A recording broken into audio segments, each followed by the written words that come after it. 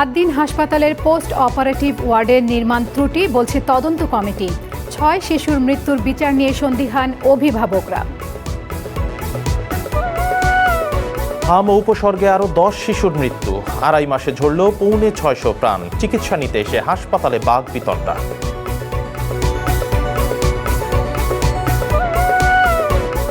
কোরবানির পরদিনেও রাজধানীর বিভিন্ন এলাকায় জমে আছে পশুর বর্জ্য। ট্রাক সংকটকে দায়ী করলেন দক্ষিণ সিটির প্রশাসক।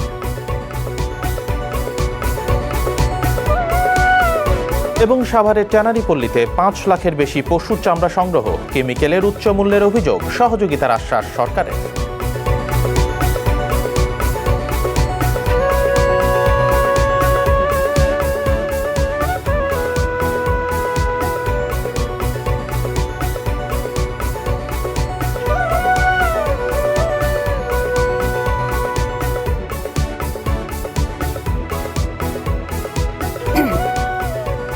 স্বাগত সন্ধ্যার বুলেটিনে। আমি রাকিব আহমেদ তমাল।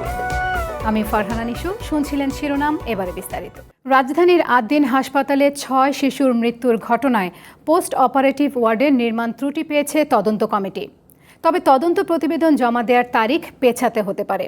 শুক্রবার সকালে চ্যানেল ওয়ানকে এমনটাই জানিয়েছেন স্বাস্থ্য ও পরিবার কল্যাণ মন্ত্রণালয় গঠিত তদন্ত কমিটির সভাপতি মোহাম্মদ মহসিন। এদিকে 6 নবজাতকের অস্বাভাবিক মৃত্যুর ঘটনায় হাসপাতাল কর্তৃপক্ষের বিরুদ্ধে অবহেলার অভিযোগে মামলা হলেও ন্যায় বিচার নিয়ে শঙ্কা জানিয়েছেন কেউ কেউ। আমি রাত্রে ঘুমাই না, আমার সাথে তো বাচ্চা থাকার কথা, আমি তো এখন একা। পরিবারের দুজন নতুন অতিথি আর একরাশ আনন্দ নিয়ে হাসপাতাল থেকে বাড়ি ফেরার কথা ছিল নাজমা হাসান দম্পতির। হাসপাতাল থেকে ফিরেছেন ঠিকই, মাত্র 4 দিন বয়সী যমজ 2 নবজাতকের লাশ নিয়ে। স্বপ্ন ছিল যে যমজ টুইন বেবি হবে, সব রকম একরকমের চালান চালাবো, একরকমের পড়া কাপড়, এইটা যত নিজেদের যত কষ্টই হোক, দুজনকে কোনো কিছুতে তিরুটি রাখবো না, কষ্ট দিব না। একটা নার্স ছিল না, একটা ডাক্তার ছিল না, কেউ রীতি আমরা দেখি নাই। বাচ্চা তো আমার হাঁক করছে খালি, এরকম করছে, শেষ নিঃশ্বাস। 2 সন্তানের অস্বাভাবিক মৃত্যুর বিচার চায় এই দম্পতি, কিন্তু রাষ্ট্র ন্যায় বিচার করবে, প্রশ্ন গণমাধ্যমের কাছে। না, আমাদের বিচার হবে নি, কে করব আমাদের বিচার? সরকার আমাদের বিচার করব? এই যে এখন গরম হয়েছে, হয়তো বা 2 দিন পর আরেকটা গড়বো, আপনারা ওইটা নিয়ে পড়ে থাকবেন, আমার বেবিদের কথা বুঝলা যাবেন। মেডিকেলের গাফলতির কারণে আমার ছেলে 2টা আমার হারাইতে হয়েছে। আমার অনেক স্বপ্ন ছিল, অনেক আশা ছিল। ঈদুল আজহার আগের দিন বুধবার ভোরে রাজধানীর মগবাজারে আদ্দিন হাসপাতালে রহস্যজনকভাবে মৃত্যু হয় 6 নবজাতকের। হাসপাতালের পোস্ট অপারেটিভ ওয়ার্ডের 2টি বেড ছাড়া সবগুলোতেই ছিলেন নবজাতক আর তাদের মায়েরা। ফলে ওই ঘটনায় মৃত্যুর সংখ্যা আরও বেশি বলে দাবি ভুক্তভোগীদের। 6 নবজাতকের মৃত্যুর ঘটনায় হাসপাতাল কর্তৃপক্ষের অবহেলা আর গাফিলতির অভিযোগে এরই মধ্যে রমনা থানায় মামলা দায়ের করেছেন নিহত আরেক নবজাতকের বাবা, চাঁদপুরের ফরিদগঞ্জের হাবিবুর রহমান। ওয়ার্ডের এসিটা বন্ধ করে দিয়েছে ওনারা ঠিক 2টার দিকে, যার 1.5 ঘন্টা পরে আস্তে আস্তে প্রত্যেকটা শিশুই বমি, আস্তে আস্তে সবাই মৃত্যুতে পতিত হয়েছে। ওরা তারা ইচ্ছাকৃতভাবে হত্যা করছে। আমি অলরেডি অভিযোগ করেছি, সেখানে আমি বলছি দায়সারা চিকিৎসা, অবহেলা, কর্তৃপক্ষের অবহেলা। বিছানাটা চেঞ্জ করে সে আমার বোনের কাছ থেকে রং একটা ডেথ সার্টিফিকেট দিচ্ছে, এটাই তাদের প্রতারণার একটা কারণ। আর অন্য সবাইকে একই অবস্থা করছে। ওনারা বলতেছে 5 জন নাকি আইসিইউতে ছিল, কিন্তু 5 জন ছিল না, ছিল হচ্ছে 1 জন। আর বাকি যতজন ছিল সবগুলা বাচ্চাই এখানে মারা গেছে, একটা বাচ্চা জীবিত নাই এখানে। আদ্দিন হাসপাতালের দোতলায় এই ওয়ার্ডটি পরিদর্শনে এসে বুধবার শ্বাসরুদ্ধকর পরিবেশ দেখেছেন স্বাস্থ্য অধিদপ্তরের পরিচালকও। কোনো কারণে এসি বন্ধ থাকলে বা বন্ধ হয়ে গেলে আর কোনো ভেন্টিলেশনের ব্যবস্থা নেই। তাছাড়া প্রসবের পরে মা ও নবজাতকের পর্যবেক্ষণের জন্য নির্ধারিত এই ওয়ার্ডের নির্মাণেও ত্রুটি পেয়েছে তদন্ত কমিটি। কমিটির প্রধান বলছেন, শনিবার প্রতিবেদন জমা দেওয়ার তারিখ নির্ধারিত হলেও তা পেছাতে পারে। নির্মাণ ত্রুটি ছিল, এমনটা কি পেয়েছেন কিনা আপনারা? আচ্ছা, আমরা 2 জন ইঞ্জিনিয়ার নিয়ে গেছিলাম, তারা একটু বলছে। এখন ওই রুমটা তো আপনারা জানেন কত সালের, 96 না 97 এত আগে স্ট্রাকচার। আর এসিটা ওই রকমই। 3 দিন বলতে তো বুঝতেছেনি, তাই না? এই 3 দিনটা আসলে মানুষের দেখা যাক, আমরা যদি পারি আজকেই করবো, না হলে একটু টাইম চাবো। ঘটনার দিন বুধবার সন্ধ্যায় আদ্দিন হাসপাতাল পরিদর্শনে এসে পরিচালকের কক্ষে ঘণ্টাখানেক অবস্থান করেন কমিটির সদস্যরা। সেখানে তাদেরকে আপ্যায়নও করা হয়। জিহাদুল ইসলাম, ওয়ান নিউজ, ঢাকা। সবশেষ 24 ঘন্টায় হাম ও হামের উপসর্গে মারা গেছে আরও 10 শিশু। একই সময়ে নতুন করে আক্রান্ত হয়েছে 732 জন। গত আড়াই মাসে হাম ও হামের উপসর্গে শিশু মৃত্যুর সংখ্যা দাঁড়ালো 575 জনে। এদিকে ঈদের দ্বিতীয় দিনেও রাজধানীর বিভিন্ন হাসপাতালে ক্লান্তিকর সময় পার করছেন হামে আক্রান্ত শিশুর অভিভাবকরা। কোথাও কোথাও চিকিৎসা নিতে এসে হাসপাতাল কর্তৃপক্ষের সঙ্গে তাদের বাকবিতণ্ডাও হয়েছে। কয়েক বছর পর হয়েছে, ওই আমাদের আসলে সবারই, প্রত্যেকেরই মা বাবার জন্য সন্তানই ওদের কাছে অনেক কিছু খুশি। ঈদ তাদের কাছে অন্য কেউ কোনো কিছু পেও না। 9 নম্বর ওয়ার্ড, বাংলাদেশ শিশু হাসপাতাল ও ইনস্টিটিউট। ভর্তি থাকা হামে আক্রান্ত 7 মাসের মানহার কথা বলতে যেয়ে এভাবেই ভেঙে পড়েন বাবা জামাল উদ্দিন। ঈদের দিন গুরুতর অবস্থায় সন্তানকে নিয়ে ব্রাহ্মণবাড়িয়া থেকে ছুটে আসতে হয়েছে তাকে। যমজ 2 নাতিকে নিয়ে নোয়াখালী থেকে এসেছেন নূরজাহান। একজন এখন সামান্য সুস্থ, কিন্তু অপরজনের সংকট এখনো কাটেনি। উৎসবের রং কি তা ভুলেই গেছেন এই পরিবার। সুস্থ করে দিলে এরা পাশে থাকলে তা আবার আসবো, কি করবো, কোথায় যাবো, পেরেশানিতে আসছিলাম। ডাক্তার বলছে যে আমরা এই ব্যবস্থা করে দিয়ে এখান থেকে ওখানে গেলে চিকিৎসা হবে। এখানকার প্রতিটি বেডে ভর্তি থাকা শিশুরা বেঁচে থাকার লড়াইয়ের যেন গল্প হয়ে উঠছে, যেই গল্পে ঈদের আনন্দ নেই। ফিকে হয়ে যাওয়া দিনগুলোতে কেবল সুস্থতাই একমাত্র প্রার্থনা। একটা বাচ্চার যে কত দাম, এটার মূল্য দিয়ে সেরকম একমাত্র আল্লাহ মাবুদ জানে। সবার মনে হয় যে প্রাণ ওর ভিতরেই, সেই মানুষটাই অসুস্থ। বলে মাকে একটু দেখতে যাব, বাসায় রয়েছে। আমি বলছি বাসায় থাকো মা, ফোন দেন। ও রয়েছে, কি আর আমার জন্য আছে।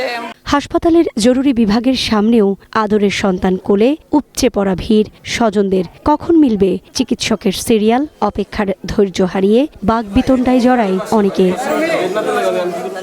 ভিতরে গেলে বলে সিট নাই, সিরিয়াল কবে আসবে আশা রয়েছে।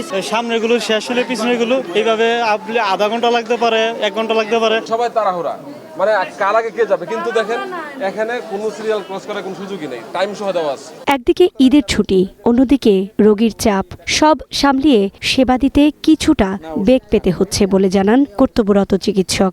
আমার তো 24 ঘন্টা ডিউটি করার কথা না, আমি কিন্তু রাত 8টা-9টা পর্যন্ত থাকবো। হয়তো আরেকজন করতো, সেইটা তো আমি মেকআপ করে নিচ্ছি। বেড নাই, কারণ ওটা আমি জানি যে বাসায় গেলে অ্যান্টিবায়োটিক দিলে ও ঠিক হয়ে যাবে। তো এখন এই ফাঁকে যদি আমি আরেকটা যে বেশি খারাপ তাকে যদি রিসিভ করতে পারি তাহলে সুবিধা। জ্বর, ঠান্ডা, শ্বাসকষ্ট হওয়া মাত্রই ফার্মেসি নির্ভর না হয়ে হাসপাতালে যাবার পরামর্শ দেন এই চিকিৎসক। সুকন্যা আমির, ওয়ান নিউজ, ঢাকা। ঈদুল আজহার দ্বিতীয় দিনেও রাজধানী সহ দেশের বিভিন্ন স্থানে পশু কোরবানি হয়েছে। বিশেষ করে পুরান ঢাকার অনেকেই পারিবারিক ঐতিহ্য মেনে দ্বিতীয় দিনটিকে কোরবানির জন্য বেছে নেন। এছাড়া কসাই সংকটে প্রথম দিন যারা কোরবানি দিতে পারেননি তারাও কোরবানি দিয়েছেন দ্বিতীয় দিনে। আরবি হিজরি জিলহজ মাসের 10, 11 ও 12 তারিখ পর্যন্ত সামর্থ্য অনুযায়ী পশু কোরবানির নিয়ম রয়েছে। সেই নিয়ম মেনেই আজ ঈদুল আজহার দ্বিতীয় দিনে চলছে পশু কোরবানি। ভোর থেকেই রাজধানীর বিভিন্ন এলাকায় দেখা গেছে পশু কোরবানি দিতে। বিশেষ করে পুরান ঢাকার বংশাল, ফুলবাড়িয়া, লক্ষ্মীবাজার, নাজিরা বাজার, নবাব বাজার এলাকায় মূলত পারিবারিক ঐতিহ্য অনুসরণ করেই বংশ পরম্পরায় দ্বিতীয় দিনেই কোরবানি করে আসছেন তারা। পারিবারিক বলতে গেলে আমার বাবা কোরবানিটা দেয়, আমরা আমার বাবার সাথে সহযোগিতা করি। আমরা ঈদের দিন কখনো দেই না, কারণ ঈদের দিন তো কসাইদের খুব চাহিদা। দীর্ঘ বছর ধরে আমরা দ্বিতীয় দিনই দিই। প্রথম কোরবানির দিন আমরা ওরকমভাবে কসাই পাই না, দ্বিতীয় দিন কোরবানিটা দিলে কসাইটা পাওয়া যায়। প্রথম দিনে কসাইরা অনেক ব্যস্ত থাকে। আবার কেউ ঈদের দিন কসাই না পাওয়ায় আজ পশু কোরবানি করছেন। ঈদের দিনের অতিরিক্ত চাপ থাকায় কসাই সংকট সহ নানা সমস্যার সম্মুখীন হতে হয়। দ্বিতীয় দিনেও কাজের চাপ রয়েছে কসাইদের। আজকে হলো 2টা, আর পরে ঈদের দিন ছিল 7টা। আমরা বছরে একবার কাজ করি, এই ঈদ তেরাইলে হয়তো ঈদের দিন আর ঈদের পরের দিন কাজ করি, তৃতীয় দিন কাজ পাইলেও করি, না পাইলে না। আজকে 2টা রাখছি, কাজ আরও ছিল কিন্তু আমরা না করে দিচ্ছি। যেটা পারবো না সেটা নিয়ে তো জবান জুট করা যাবে। আদানে থেকে সকালে 25 করতেই দিছি, কাম আরও আছে। আগামীকালকে আছে 10টা-12টার মতো নিব। আরবি হিজরি মাস অনুযায়ী আগামীকালও ঢাকা ও বিভিন্ন জেলায় চলবে পশু কোরবানি। মিনা ফেরদাউস, ওয়ান নিউজ, ঢাকা। কোরবানির ঈদের পরদিনও রাজধানীর বিভিন্ন এলাকায় পশুর বর্জ্য পড়ে থাকতে দেখা গেছে। যদিও সিটি কর্পোরেশন আশ্বাস দিয়েছিল রাতের মধ্যেই সব বর্জ্য সরিয়ে ফেলা হবে। রাজধানীর উত্তরা, মিরপুর ও মালিবাগ সহ বেশ কিছু স্থানে বর্জ্য পড়ে থাকায় দুর্গন্ধ ও ভোগান্তির অভিযোগ করেছেন স্থানীয়রা। অবশ্য দ্রুত বর্জ্য অপসারণের ট্রাক সংকটকে দায়ী করেছেন ঢাকা দক্ষিণ সিটির প্রশাসক আব্দুস সালাম। ঈদের দিন দুপুর থেকে ঢাকার 2 সিটি কর্পোরেশনে শুরু হয় পশুর বর্জ্য অপসারণের তোড়জোড়। প্রতিশ্রুতি ছিল এদিন রাতের মধ্যেই সব বর্জ্য অপসারণ করা হবে। তবে কিছু এলাকায় দেখা গিয়েছে ভিন্ন চিত্র। উত্তরা দিয়াবাড়ির মেট্রো রেলের পিলার ঘেঁষে যে অবৈধ হাট গড়ে উঠেছিল সেখানে এখনো আবর্জনা রয়ে গিয়েছে। পাশাপাশি মিরপুর 11-র মিল্লাত ক্যাম্পেও দেখা গিয়েছে গতকালের কোরবানির বর্জ্য পড়ে থাকতে। কালকে ময়লা নিয়ে গেছে, আজকে আপনার কুরবানির সব ময়লা এখানে ফালাইছে, এখন পর্যন্ত গাড়ি আসে নাই। আমরা এখানে পরিবেশে থাকি, আমরা হাঁটাচলা করি, এখান থেকে আমরাও দুর্গন্ধ পাই, আমাদেরও এখানে দুর্গন্ধ ছড়ায় এটা ময়লার। অনেকেই অভিযোগ করছেন কোরবানির বর্জ্য অপসারণ না করার কারণে তৈরি হচ্ছে গন্ধযুক্ত এবং নোংরা পরিবেশ। 72 ঘন্টার মধ্যে কোরবানির সকল বর্জ্য অপসারণের জন্য সময় বেঁধে দিয়েছিল ডিএনসিসি। তবে বিভিন্ন জায়গা ঘুরে দেখা যায় হাটসহ বিভিন্ন এলাকাতে এখনও বর্জ্য রয়ে গিয়েছে, আর এতে ভোগান্তিতে নগরবাসী। ঢাকা দক্ষিণ সিটি কর্পোরেশনের কি চিত্র, সেই খবর জানাবে সহকর্মী মাহমুদুল হাসান। এদিকে ভিন্ন চিত্র ঢাকা দক্ষিণ সিটির বিভিন্ন এলাকায়।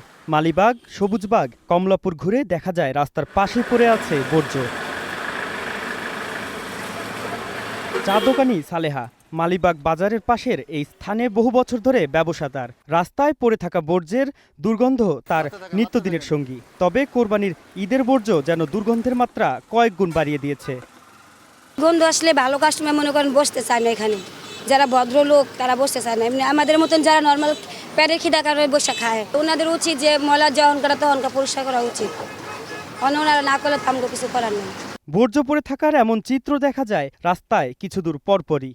এতে রাস্তায় চলাচলে যেমন ভোগান্তিতে পড়ছেন পথচারী, তেমনি নষ্ট হচ্ছে আশেপাশের পরিবেশ।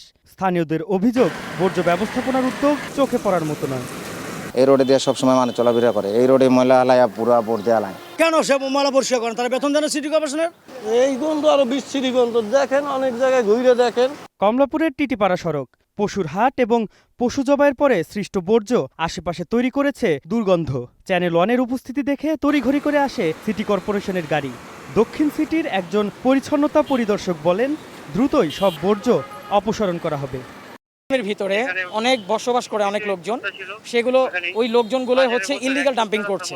পরিচ্ছন্ন পরিদর্শক এখানে আমি নিয়োজিত আছি, আমাদের সকলের সমন্বয়ে এটা আশা করি সমাধান হয়ে যাবে, পরবর্তীতে এরকম তারা করবে না। ঢাকা দক্ষিণ সিটির প্রশাসক মোহাম্মদ আব্দুস সালাম জানিয়েছেন, পর্যাপ্ত ট্রাক না থাকায় কার্যকলাপে কিছুটা বিলম্ব হলেও দ্রুতই সবখানে বর্জ্য অপসারণ করা হবে। সকালে শাহজাহানপুর পশুর হাটের বর্জ্য অপসারণ পরিদর্শনের পর এসব কথা বলেন তিনি। ঢাকা শহরের বিভিন্ন জায়গায় সারাদিন কোরবানি হয়েছে, এমনকি সন্ধ্যাবেলাও হয়েছে। সেগুলোকে আমাদের রাত্র 12টা-1টা পর্যন্ত অপসারণ করতে যেয়ে সেগুলো পরবর্তী পর্যায়ে ট্রাক না থাকার কারণে বিভিন্ন অলিগলি থেকে বের করে মেন রাস্তার পাশে সেগুলো বর্জ্যগুলোকে একসাথে করা হয়েছে বিভিন্ন জায়গায়। ঢাকা দক্ষিণ সিটি কর্পোরেশনের বর্জ্য ব্যবস্থাপনার 8 ঘন্টার আলটিমেটামের পর এখন পর্যন্ত কেটে গেছে প্রায় 15 ঘন্টা। তবে এখনও রাস্তার বেশিরভাগ জায়গায় সরেনি বর্জ্য, দেখা যায়নি কোনো পরিচ্ছন্নতা কর্মীকে। স্থানীয়রা বলছেন, পচনশীল এই বর্জ্য দ্রুত স্থানান্তর করা না হলে ছড়াতে পারে বড় কোনো রোগবালাইয়ের জীবাণু। Mahmudul Hasan, one news, Dhaka. ঈদের দিন রাজধানীতে কোরবানির বর্জ্য সরাতে সিটি কর্পোরেশনকে যখন হিমশিম খেতে হয়েছে, তখন ব্যতিক্রমী উদাহরণ তৈরি করেছে স্বপ্ননগর আবাসিক এলাকা। সেখানে ঈদের দিন প্রায় 2 শতাধিক পশু কোরবানি হলেও একদিন না যেতেই বর্জ্যমুক্ত হয়ে যায় পুরো এলাকাটি। স্থানীয়দের সচেতনতা, সমন্বিত উদ্যোগ আর দ্রুত ব্যবস্থাপনায় এই সাফল্য এনে দিয়েছে। দিনের মতো দ্বিতীয় দিনেও দেখা যায় রাজধানীর অলিতে গলিতে, পাড়া মহল্লায়, এমনকি রাস্তার মাঝেও পশু জবাই আর পশুর বর্জ্য ফেলে রাখার দৃশ্য। এর মাঝে রয়েছে বর্জ্য অপসারণের ব্যস্ততাও। বর্জ্য অপসারণ কিংবা পশু জবাইয়ে কেউ কেউ খামখেয়ালি হলেও বেশিরভাগ মানুষই চায় দ্রুত অপসারণ করা হোক পশুর বর্জ্য। তাছাড়া আমাদের উপায় কি? সেটার জন্য তো মানে কোনো ইনস্ট্রাকশনও নেই প্রপার। বাইরের নদীতে চলে যায়, এই জন্য এটা ড্রেনে থাকে না। আমরা ক্লিন দেখতে চাই যে এই ময়লাগুলোকে মানে তাড়াতাড়ি ক্লিন করে তারা নিয়ে যাবে। আরেকটু মানে ওয়েল অর্গানাইজ হলে ভালো হয় সেটা। শহরের ভেতর ছোট্ট শহর স্বপ্ননগর। মিরপুরের কালশি এলাকায় গড়ে ওঠা ছোট্ট এই শহরে রয়েছে প্রায় 5 থেকে 10 হাজার মানুষের বসবাস। এই জায়গাটিতে গতকাল ঈদের দিনে পশু কোরবানি হয়েছে প্রায় 200টির মতো। যেখানে পুরো শহর জুড়ে বর্জ্য ব্যবস্থাপনার চ্যালেঞ্জ, সেখানে বর্জ্যের কোনো চিহ্ন মাত্র নেই এই স্থানে। একমাত্র সম্ভব হয়েছে নাগরিক সচেতনতার কারণে। ঈদের দিন থেকে দ্বিতীয় দিন পর্যন্ত প্রায় 200 থেকে 300 পশু জবাই করে নিজেদের বর্জ্য নিজেরাই পরিষ্কার করে প্রশংসা কুড়িয়ে রীতিমতো তাক লাগিয়েছেন তারা। আমরা যেহেতু করছি ময়লা আমাদেরই পরিষ্কার করতে হবে। পরিষ্কার পরিচ্ছন্নতা তো ইমানের অঙ্গ। সবারই করা উচিত। আমরা যেখানে আমাদের বাসস্থান ওই জায়গাটাকে পরিষ্কার রাখা। নির্ধারিত স্থানে পশু কোরবানি করে দ্বিতীয় দিনও কাজ শেষে ছড়িয়ে ছিটিয়ে থাকা বর্জ্যের চিত্র দেখা যায়নি কোথাও। বাসিন্দাদের প্রত্যেকেই যেন আগে থেকেই প্রস্তুত পরিচ্ছন্নতার দায়িত্ব পালনে। আমাকে তো প্রতিদিন চিন্তা করতে হয় যে এখানে তো সকালবেলা এসে আমিই নামি, সেই নোংরা জায়গাটা তো আমার জন্য অস্বস্তিকর। পরিষ্কার পরিচ্ছন্ন সম্পর্কে আমরা নিজেরাও সচেতন। নিজেদের দায়িত্ব মনে করে আমরা নিজেদের কাজটা নিজেরাই করি। আমাদের শহরকে আমরাই পরিচ্ছন্ন রাখবো, শুধু সরকারের উপর নির্ভর করলে আসলে দেশ চলবে না। এই কমিউনিটির পরিচালনা পরিষদ জানায় আগে থেকে নেওয়া হয়েছে বিশেষ প্রস্তুতি, পাশাপাশি সকলের সমন্বিত উদ্যোগে সহজ করেছে পরিচ্ছন্নতার চ্যালেঞ্জ। আমাদের এখানে প্রায় 178টা গরু জবাই হয়েছে, যেটার চিহ্ন আপনি আজকে পাচ্ছেন না, মানে 5টা গরুর চিহ্ন পাবেন না। যারা বসবাসকারী আছে প্রত্যেকেই আমাদেরকে সহযোগিতা করেছে। নগর ব্যবস্থাপনায় শুধু কর্তৃপক্ষের উদ্যোগই যথেষ্ট নয়, প্রয়োজন নাগরিকদের সক্রিয় অংশগ্রহণ। রাজধানী ঢাকাকে এমন বার্তাই দিচ্ছে এই ছোট্ট কমিউনিটির বাসিন্দারা। শাহরিয়ার বাঁধন, ওয়ান নিউজ, ঢাকা।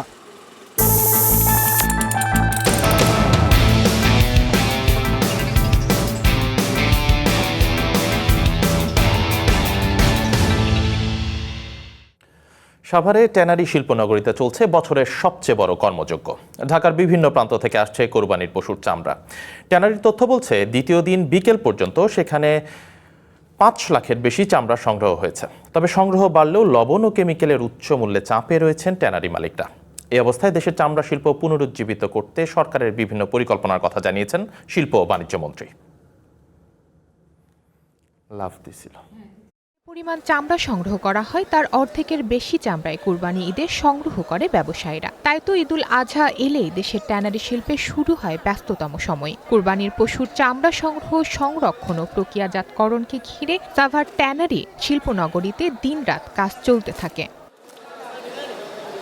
সাভারের ট্যানারি শিল্প ঘুরে দেখা যায় বেশিরভাগ ট্যানারিতেই কাঁচা চামড়ায় লবণ দিতে ব্যস্ত সময় পার করছেন শ্রমিকরা। এছাড়াও প্রতিনিয়ত ঢাকার বিভিন্ন জায়গা থেকে ট্রাক ভর্তি কাঁচা চামড়া আসছে ট্যানারিগুলোতে। কোরবানির ঈদের দিন থেকে শুরু করে 10 দিন দেশের বাহিরের কোনো চামড়া শিল্পনগরীতে প্রবেশ করবে না। মোটামুটি ব্যস্ততা ভালো সামলাইতেছে। আমাদের এখন ঈদের ভিতরে এখন একটু চাপ থাকবে। এবছর বিশ্বযুদ্ধ পরিস্থিতিতে চামড়ার রাসায়নিক দ্রব্যের সবচেয়ে বেশি দাম বেড়েছে, যার ফলে ব্যস্ততার মাঝেও বাড়তি মূল্য ও রপ্তানি নিয়ে দুশ্চিন্তায় ট্যানারি মালিকরা। ইউরোপ মার্কেট না থাকার কারণে আমরা লোকালে এখন চলতেছে সবকিছু। লোকালে আমরা আমাদের দেশীয় যেটা ওইখানে চলতেছে, কিন্তু আমাদের যে গ্রেডিং এর মালগুলো, ভালো মালগুলো আমাদের প্রাইস পাওয়ার কথা সেটা পাচ্ছি না। এদিকে ঈদের দ্বিতীয় দিনে ট্যানারি শিল্পনগরী পরিদর্শন করেন শিল্প ও বাণিজ্য মন্ত্রী। এ সময় তিনি খাতটিকে পুনর্জীবিত করতে সরকারের বিভিন্ন পরিকল্পনার কথা জানান। চামড়া রপ্তানি না করে, ওয়েট ব্লু চামড়া রপ্তানি না করে, বা ক্রাস্ট লেদার রপ্তানি না করে, বা ইভেন ফিনিশ লেদার রপ্তানি না করে, এটাকে যদি বেল্ট, জুতা, অন্য কোনো একটা পণ্য প্রস্তুত করেন, তাহলে মাঝখানে যে ভ্যালু এডিশন সেটার পরিমাণ অনেক। অন্যান্য বছরের মতো এবছরও 90 লাখ থেকে 1 কোটি পিস কাঁচা চামড়া সংগ্রহের লক্ষ্যমাত্রা নির্ধারণ করেছে বাংলাদেশ ট্যানার্স অ্যাসোসিয়েশন। ঈদকে ঘিরে সাভারের ট্যানারি শিল্পে ব্যস্ত সময় পার করছেন সংশ্লিষ্টরা। তবে উৎপাদনের বাড়তি ব্যয়, বিশেষ করে বিদেশ থেকে আমদানি করা কেমিক্যালের মূল্য বৃদ্ধি ট্যানারি মালিকদের ফেলেছে দুশ্চিন্তায়। আগামী 10 থেকে 12 দিন চামড়া সংগ্রহ করার পরে মূলত স্পষ্ট হবে প্রকৃত চামড়ার বাজার পরিস্থিতি। শবনাথ স্মৃতি, ওয়ান নিউজ, ট্যানারি শিল্পনগরী, সাভার। সন্ধ্যার বুলেটিনে একটা বিরতি নিচ্ছি, আর ফিরে আসার পর অন্যান্য খবরের সাথে যা থাকছে।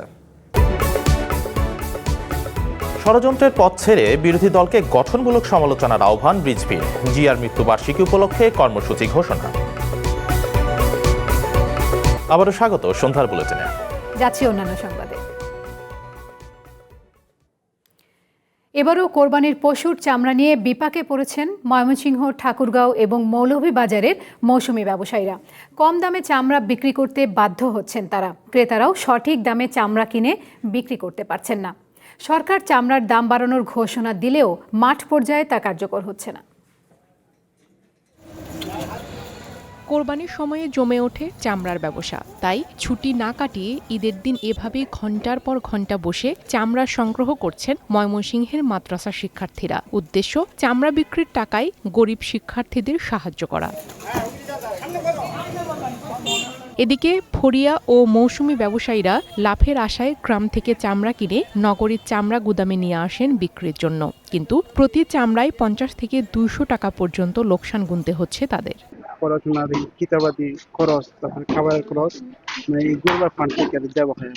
এরকম লোকের কাছে 800 টাকা কিনছি, এখন কই লোক 400, 300, 200, 250, 500 কি অবস্থা। তবে ব্যবসায়ীরা বলছেন তারা প্রতিযোগিতা করে চড়া দামে চামড়া কিনছেন, আর সিন্ডিকেট বলতে কিছু নেই। আমরা পারাপারি করে কিনতে, সিন্ডিকেট না। কে কার কত বেশি মাল দিতে পারবে, পারাপারি। এখানে খরিদ্দার বেশি হয়ে গেছে। যারা বাজারের দাম সম্পর্কে কোনো ধারণা, তারা বাজার থেকে মহল্লা থেকে চামড়া সংগ্রহ করে, যে কারণে আপনাদের কাছে মনে হচ্ছে কম। ব্যবসায়ীদের অভিযোগ, সরকার দাম ঠিক করলেও মাঠ পর্যায়ে কঠোর তদারকি নেই। এই সুযোগে সিন্ডিকেটের কাছে জিম্মি হয়ে পড়েছে ঠাকুরগাঁওয়ের চামড়া বাজার। বাজারে বড় আড়তদার ও ট্যানারি মালিকদের সক্রিয় উপস্থিতি নেই। তাই স্থানীয় ব্যবসায়ীরা সিন্ডিকেট করে কম দামে চামড়া কিনছেন। এই টাকাটা তো গরিব মানুষ পায়, কিন্তু এই টাকাটা আমরা তো দিতে পারতেছি না। গরিবের হক তো আমরা পাচ্ছি না। ব্যবসায়ীরা মনে করছেন গত বছর অনেকেই লোকসানে পড়েছেন, ফলে এবার সাহস করে তেমন কেউ চামড়া কিনছেন না। গত বছর মাল কিনছি, কেনার পরে পুরো 2.5 মাসে আমরা মাল বেচতে পারিনি, বহু টাকা ক্ষয়ক্ষতি হয়েছে। এখন আমরা কিনে রাখতেছি, পরে কোম্পানিগুলো নিচ্ছে না। এই কারণে আমরা সাহস পাচ্ছি না যে মাল কিনে আমরা আসলে কি করবো। মৌলভীবাজারে ব্যবসায়ীদের চেয়ে বেশি ক্ষতির মুখে পড়েছেন মাদ্রাসা শিক্ষার্থীরা। এ খাতের ব্যবসায়ীরা বলছেন দেশে কাঁচা চামড়ার দাম কম থাকলে তা অবৈধ পথে ভারতে পাচার হওয়ার আশঙ্কা বাড়ে। এবার চামড়া আমরা লইতে আসি 100 টাকা 50 টাকা, আমরা চামড়ার দাম অন্য কিছু কয় না, সব পাইকাররা হয়ে গেছে। যদি আজকে সরকারের তদারকি করতো, তাহলে এই চামড়ার যে সেক্টর আছে, চামড়ার সেক্টর নষ্ট হইতো না। চামড়াগুলোর দাম বৃদ্ধি করা হোক, যাতে ওই টাকা চামড়াটা বিক্রি করে ওই টাকা দিয়ে আমাদের কমি মাদ্রাসার ভালো একটা আয় হয়। চামড়ার টাকা দিয়ে সারা বছর হাজার হাজার এতিম ও দুস্থ শিশুর 3 বেলার খাবার এবং চিকিৎসার খরচ চালানো হয়। এই খাত বন্ধ হলে অনেক মাদ্রাসার শিক্ষা কার্যক্রম স্থবির হওয়ার আশঙ্কা সংশ্লিষ্টদের। Priya Kundu, one national desk. Thakurgaon বিশ্ববিদ্যালয়ে শিক্ষক ও কর্মকর্তা কর্মচারী নিয়োগে কোনো ধরনের স্বজনপ্রীতির সুযোগ দেওয়া হবে না বলে জানিয়েছেন স্থানীয় সরকার মন্ত্রী ও বিএনপির মহাসচিব মির্জা ফখরুল ইসলাম আলমগীর। সকালে ঠাকুরগাঁও শহরের কেন্দ্রীয় ঈদগাহের পাশে বিশ্ববিদ্যালয়ের অস্থায়ী কার্যালয় উদ্বোধন শেষে তিনি কথা জানান। মির্জা ফখরুল বলেন, এটা কোনো দাতব্য প্রতিষ্ঠান নয়, শিক্ষক সহ সব নিয়োগে যোগ্যতা ও মেধাকেই গুরুত্ব দেওয়া হবে। মন্ত্রী জানান, বিশ্ববিদ্যালয়ের জন্য কৃষি জমি কম ব্যবহার করা হবে। পরে সাংবাদিকদের সঙ্গে মত বিনিময়ে গণমাধ্যমের স্বাধীনতা নিশ্চিত করতে সাংবাদিকদের ঐক্যবদ্ধ থাকার আহ্বান জানান বিএনপির মহাসচিব। আমরা কোনো রাজনৈতিক চাপ কখনোই সৃষ্টি করবো না, ওটা করতেও দেবো। এই কথাটা মনে রেখে সকলকে সঙ্গে নিয়ে প্রত্যেকে আপনাকে সহযোগিতা করবে, কারণ এটা ঠাকুরের প্রাইড, এটা ঠাকুরের গর্ব, গৌরব যে আমরা এখানে একটা বিশ্ববিদ্যালয় পেই। সেই বিশ্ববিদ্যালয়কে আমাদেরকে সঠিক জায়গায় সঠিকভাবে তাকে আমরা সামনের দিকে নিয়ে যেতে হবে। একটি গোষ্ঠী সরকার ও বিএনপির বিরুদ্ধে নানা রকম চক্রান্ত করছে বলে অভিযোগ করেছেন প্রধানমন্ত্রীর রাজনৈতিক উপদেষ্টা ও দলটির সিনিয়র যুগ্ম মহাসচিব রুহুল কবির রিজভী। সকালে নয়াপল্টনে দলের কেন্দ্রীয় কার্যালয়ে সংবাদ সম্মেলনে তিনি এই অভিযোগ করেন। বিরোধী দলকে ষড়যন্ত্রের পথ পরিহার করে গঠনমূলক সমালোচনা করার আহ্বান জানান প্রধানমন্ত্রীর উপদেষ্টা। তিনি জানান, বিএনপির প্রতিষ্ঠাতা জিয়াউর রহমানের মৃত্যুবার্ষিকী উপলক্ষে আগামীকাল শনিবার সকালে তার সমাধিতে শ্রদ্ধা জানাবে বিএনপি। এতে যাকে নেতৃত্ব দেবেন প্রধানমন্ত্রী ও দলটির চেয়ারম্যান তারেক রহমান। এরপর তিনি ঢাকা মহানগর উত্তর ও দক্ষিণের বেশ কয়েকটি স্থানে বস্ত্র ও খাদ্য বিতরণ কর্মসূচিতে যোগ দেবেন। বিকালে নয়াপল্টনের কেন্দ্রীয় কার্যালয়ের সামনে একই রকম কর্মসূচিতে যোগ দেবেন প্রধানমন্ত্রী। যারা বিরোধী দলে দায়িত্ব পালন করছেন তারা দায়িত্বশীল ভূমিকা পালন করবেন, সমালোচনা করবেন, নিশ্চয়ই সরকারের সমালোচনা করতে পারেন, কনস্ট্রাকটিভ সমালোচনা করতে পারেন, ভুল ধরিয়ে দিতে পারেন, কিন্তু চক্রান্ত করা, ষড়যন্ত্র করা এবং নানাভাবে চক্রান্তের ইঙ্গিত দেওয়া, এইটা এদেশের মানুষ কখনোই এটাকে ভালোভাবে নেয়নি, ভালোভাবে নেবে না। সন্ধ্যার বুলেটিনে আরেকটা বিরতি নিচ্ছি, আর ফিরে এসে অন্যান্য খবরের সাথে আরো যা দেখবেন।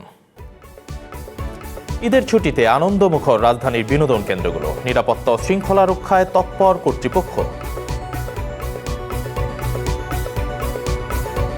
আবারও স্বাগত সন্ধ্যার বুলেটিনে। যাচ্ছি অন্যান্য সংবাদে। ঈদের ছুটিতে নগর জীবনের ক্লান্তি ভুলে বিনোদন কেন্দ্রে ছুটেছে সাধারণ মানুষ। ঈদের দ্বিতীয় দিনে আনন্দ আর উচ্ছ্বাসে মুখর হয়ে উঠেছে আশুলিয়ার ফ্যান্টাসি কিংডম।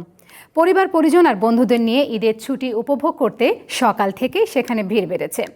রাইডের রোমাঞ্চ আর ওয়াটার কিংডমের আয়োজনে বিনোদন প্রেমীরা মেতে ওঠেন উৎসবের আনন্দে।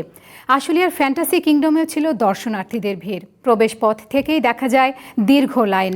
শিশু থেকে বড় সবাই মেতে ওঠেন নানা রাইডে। কেউ চড়েছেন ম্যাজিক কার্পেটে, কেউ বা রোলার কোস্টারে, আবার অনেকে সময় কাটান ওয়াটার কিংডমে। দর্শনার্থীরা বলছেন পরিবারের সঙ্গে আনন্দ ঘন সময় কাটাতেই তাদের এই আয়োজন।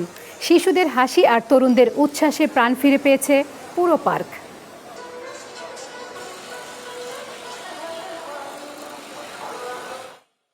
আমি গত ঈদ থেকে বায়না ধরছি যে এখানে আসবো।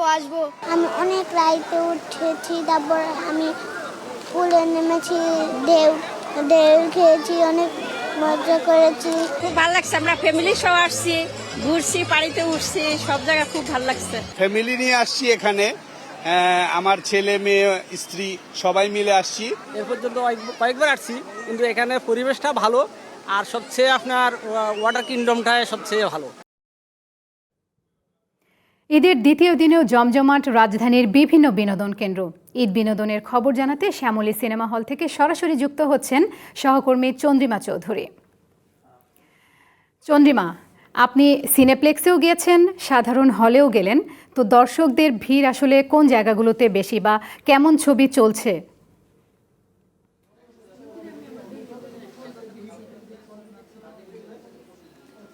সিনেপ্লেক্সে খুব স্বাভাবিকভাবে ভিড় খুব বেশি, এবং যে সাধারণ সিনেমা হলগুলো রয়েছে, যেমন এর আগে ছিলাম আমরা আনন্দ সিনেমা হলে, ফার্মগেটের, এখন আছে শ্যামলী সিনেমা হলে।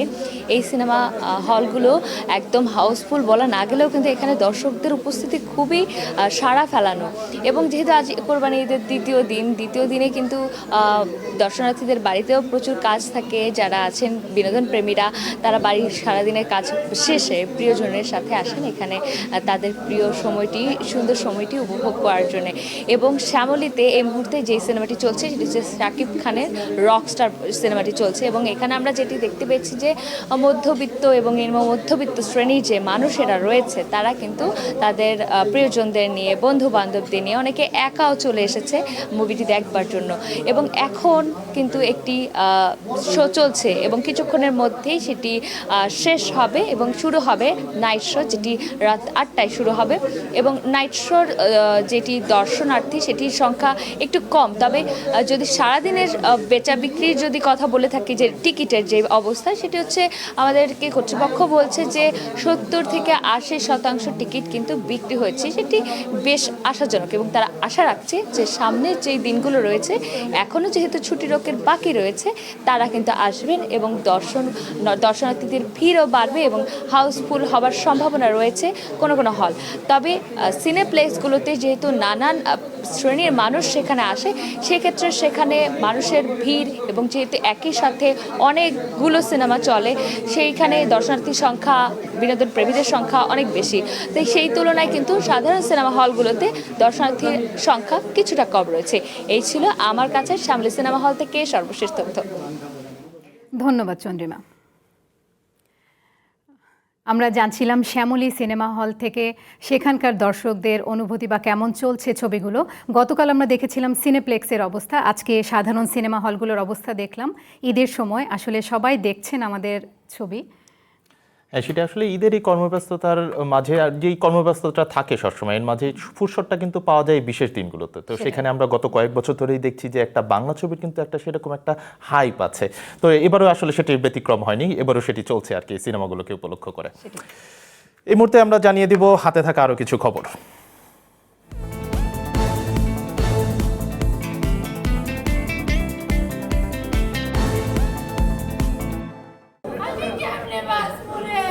বগুড়ার শেরপুরে ত্রিমুখী মোটরসাইকেল সংঘর্ষে 2 তরুণ নিহত হয়েছেন। এই ঘটনায় আহত হয়েছেন আরও 4 জন। শেরপুর ধুনট আঞ্চলিক সড়কের সুবগাছা এলাকায় রাত 9:45টায় এই দুর্ঘটনা ঘটে। আহতদের শহীদ জিয়াউর রহমান মেডিকেল কলেজ হাসপাতালে ভর্তি করা হয়েছে। ঈদের পরদিন টাঙ্গাইলে 2টি ফুটবল টুর্নামেন্টের উদ্বোধন করেছেন মৎস্য ও প্রাণী সম্পদ মন্ত্রণালয়ের প্রতিমন্ত্রী সুলতান সালাউদ্দিন টুকু। উদ্বোধনী অনুষ্ঠানে প্রধান অতিথির বক্তব্যে প্রতিমন্ত্রী বলেন, খেলাধুলা যুব সমাজকে মাদক ও অপরাধ থেকে দূরে রাখতে কার্যকর ভূমিকা রাখে। প্রতিশ্রুতি অনুযায়ী কোরবানির পশুর বর্জ্য 10 ঘন্টার মধ্যেই অপসারণ করেছে সিলেট সিটি কর্পোরেশন। এখন নগরীর হাটবাজার ও বিভিন্ন সড়কে খানাখন্দ মেরামতের কাজ চলছে। দুপুরে এক ব্রিফিংয়ে সিলেট সিটি কর্পোরেশনের প্রধান নির্বাহী মোহাম্মদ রেজাই রাফিন সরকার এসব তথ্য জানিয়েছেন। দর্শনার্থীদের ভিড়ে মুখর দেশের অন্যতম বিনোদন কেন্দ্র নরসিংদীর ড্রিম হলিডে পার্ক। ঈদের দ্বিতীয় দিনে সকাল থেকেই পার্কে দেখা গেছে সব বয়সী মানুষের ভিড়। ঈদুল আজহার ছুটি উপভোগ করতে পরিবার পরিজন নিয়ে আসছে নরসিংদীর বিনোদন কেন্দ্রগুলোতে। কুমিল্লার ঋষিপট্টিতে লবণের অভাবে চামড়া সংরক্ষণ করতে না পেরে লোকসানের মুখে চামড়া ব্যবসায়ীরা। মৌসুমি চামড়া ব্যবসায়ীরা দাম পাচ্ছে না চামড়ার, ফলে অনেক চামড়া নষ্ট হচ্ছে কুমিল্লার আড়তগুলোতে। চট্টগ্রামেও ন্যায্য দাম না পেয়ে চামড়া রাস্তায় ফেলে গেছে অনেক মৌসুমি বিক্রেতা।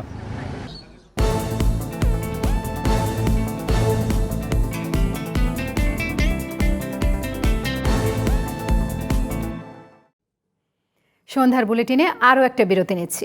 ফিরে আসার পর অন্যান্য খবরের সাথে যা থাকছে। 2 মাসের জন্য যুদ্ধবিরতির মেয়াদ বাড়াতে ইরান আমেরিকার প্রাথমিক সমঝোতা, ট্রাম্পের অনুমোদনের অপেক্ষা। আরও একবার স্বাগত সন্ধ্যার বুলেটিনে। যাচ্ছে অন্যান্য সংবাদে। রাজধানীর বিভিন্ন স্থান ঘুরে কোরবানির পশুর বর্জ্য অপসারণ কার্যক্রম দেখেছেন প্রধানমন্ত্রী তারেক রহমান। বিকালে প্রধানমন্ত্রী নিজেই গাড়ি চালিয়ে বিভিন্ন সড়কের পরিস্থিতি দেখেন। স্থানীয় সরকার প্রতিমন্ত্রী মীর শাহে আলম জানিয়েছেন, রাজধানীর হাতিরপুল ও এলিফ্যান্ট রোড এবং গ্রিন রোড, ফার্মগেট ও কারওয়ান বাজার এলাকায় কোরবানির পশুর বর্জ্যসহ আগের জমে থাকা ময়লা রাস্তায় পড়ে থাকতে দেখেন প্রধানমন্ত্রী। এ সময় তার নির্দেশে ঢাকা উত্তর ও দক্ষিণ কর্পোরেশনের 2 আঞ্চলিক নির্বাহী কর্মকর্তাকে তাৎক্ষণিকভাবে জনপ্রশাসন মন্ত্রণালয়ে ন্যস্ত করা হয় এবং দায়িত্বে অবহেলার কারণে তাদের বিরুদ্ধে বিভাগীয় ব্যবস্থা গ্রহণের নির্দেশ দেওয়া হয়।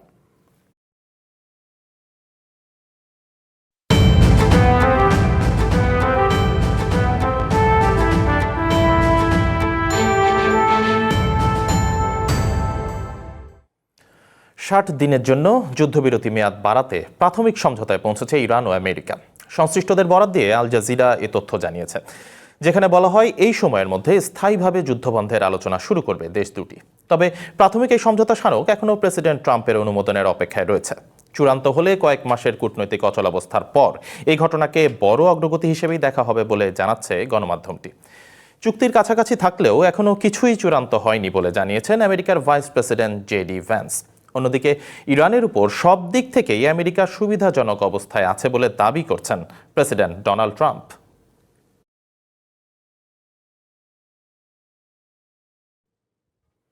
রোমানিয়ার একটি আবাসিক ভবনে রাশিয়ার ড্রোন হামলার অভিযোগ উঠেছে। ইউক্রেন সীমান্তের গালাতি শহরের ভবনটিতে ড্রোনের আঘাতে অন্তত 2 জন আহত হয়েছে। শুক্রবার ভবনটির 10 তলায় ড্রোনের বিস্ফোরণে আগুন ধরে যায়। মাটিতে ভবনের ভেঙে পড়া অংশ দেখা যায়। ঘটনাস্থলে কাজ করছে পুলিশ, ফায়ার সার্ভিস ও তদন্তকারীরা।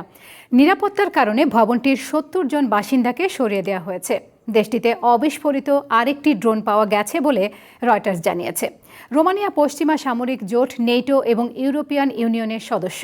এদিকে এই ঘটনায় মস্কোর বিরুদ্ধে তীব্র প্রতিক্রিয়া জানিয়েছে নেটো ও ইইউ দেশগুলো। ড্রোন আঘাতের ঘটনায় রুশ রাষ্ট্রদূতকে তলব করেছে রোমানিয়া। 2026 বিশ্বকাপের জন্য আর্জেন্টিনার 26 সদস্যের স্কোয়াড ঘোষণা করেছেন কোচ লিওনেল স্কালোনি। দলের অধিনায়ক হিসেবে আছেন লিওনেল মেসি, যিনি 38 বছর বয়সে নিজের ষষ্ঠ বিশ্বকাপে অংশ নিতে যাচ্ছেন। 2022 সালের বিশ্ব চ্যাম্পিয়নরা এবারও শক্তিশালী দল নিয়ে মাঠে নামতে যাচ্ছে, যেখানে Emiliano Martinez, Lisandro Martinez, Cristian Romero, Enzo Fernandez ও অ্যালেক্সিস ম্যাকঅ্যালিস্টারের মতো তারকারা আছেন। আমেরিকা, কানাডা ও মেক্সিকোয় অনুষ্ঠিত আসরে আর্জেন্টিনা যে গ্রুপে খেলবে। প্রথম ম্যাচ 17 জুন আলজেরিয়ার বিপক্ষে।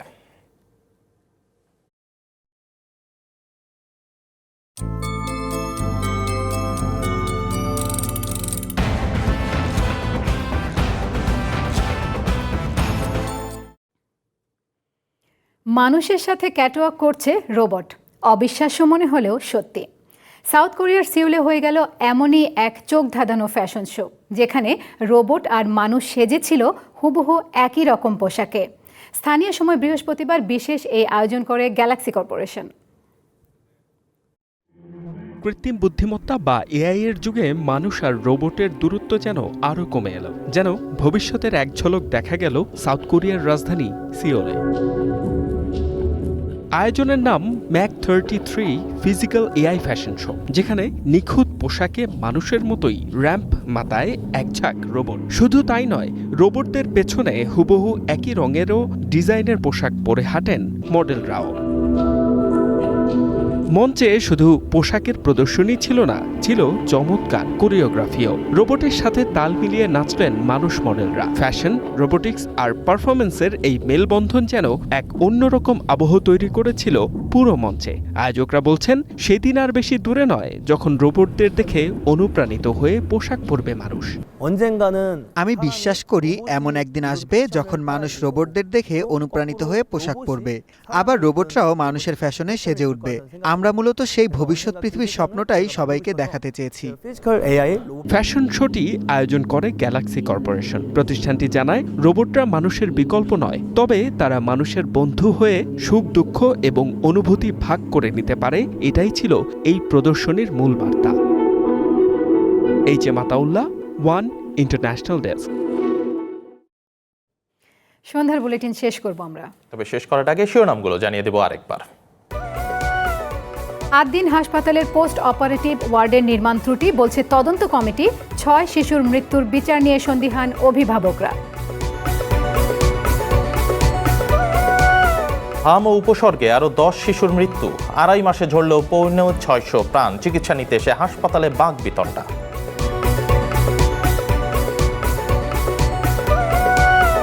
কোরবানির পরদিনও রাজধানীর বিভিন্ন এলাকায় জমে আছে পশুর বর্জ্য। ট্রাক সংকটকে দায়ী করলেন দক্ষিণ সিটির প্রশাসক।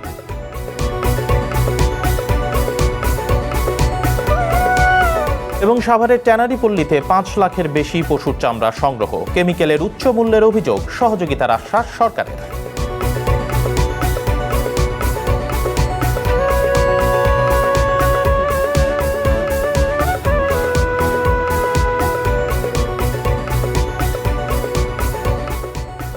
এই ছিল সন্ধ্যার বুলেটিনে। একটু পরেই দেখবেন খেলার বুলেটিন। চ্যানেল 1 এর সাথে থাকুন, যুক্ত থাকুন আমাদের ফেসবুক পেজ এবং ইউটিউব চ্যানেল।